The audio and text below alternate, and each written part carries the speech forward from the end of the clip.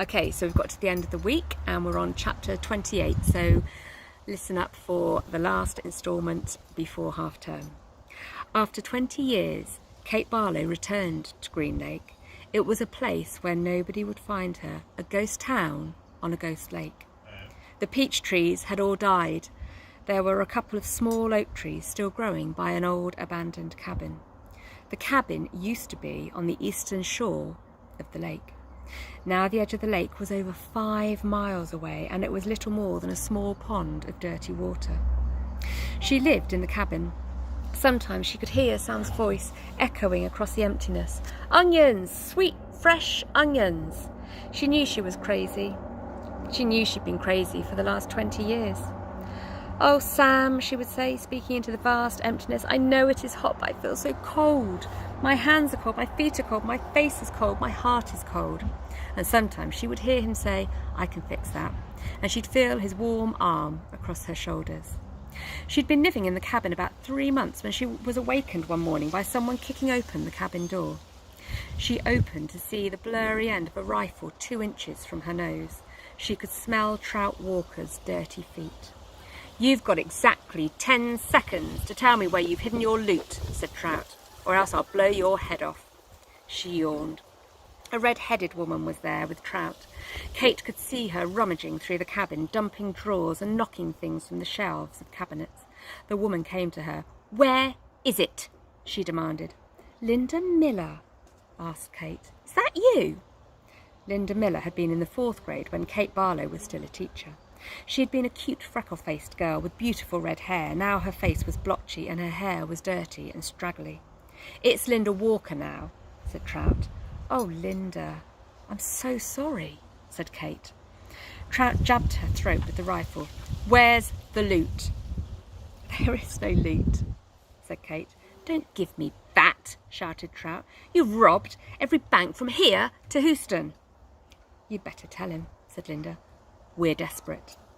You married him for his money, didn't you? Said Kate. Linda nodded. But it's all gone. It dried up with the lake, the peach trees, the livestock. I kept thinking it has to rain soon. This drought can't last forever, but it just keeps getting hotter and hotter and hotter.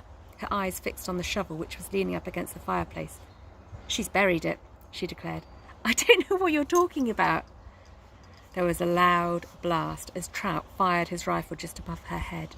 The window behind her shattered. Where's it buried? He demanded.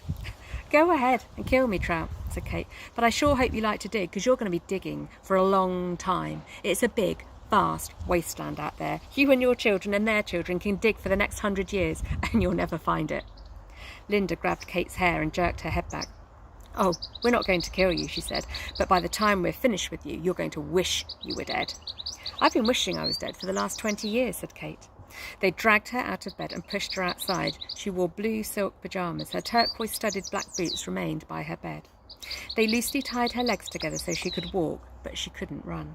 They made her walk barefoot on the hot sand, and they wouldn't let her stop walking. Not until you take us to the loot, said Trout. Linda hit Kate on the back of her legs with the shovel.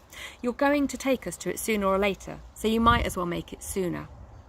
She walked one way, then the other, until her feet were black and blistered, and whenever she stopped, Linda whacked her with the shovel. I'm losing my patience, warned Trout. She felt the shovel jab into her back, and she fell onto the hard dirt. Get up, ordered Linda. Kate struggled to her feet. We're being easy on you today, said Trout. It's just going to keep getting worse and worse for you until you take us to it. Look out, shouted Linda. A lizard leapt towards them. Kate could see its big, red eyes. Linda tried to hit it with the shovel, and Trout shot at it, but they both missed it. The lizard landed on Kate's bare ankle. Its sharp black teeth bit into her leg. Its white tongue lapped up the droplets of blood that leaked out of the wound. Kate smiled. There was nothing they could do to her anymore. Start digging, she said. Where is it? Linda screeched. Where did you bury it? Trout demanded. Kate Barlow died laughing.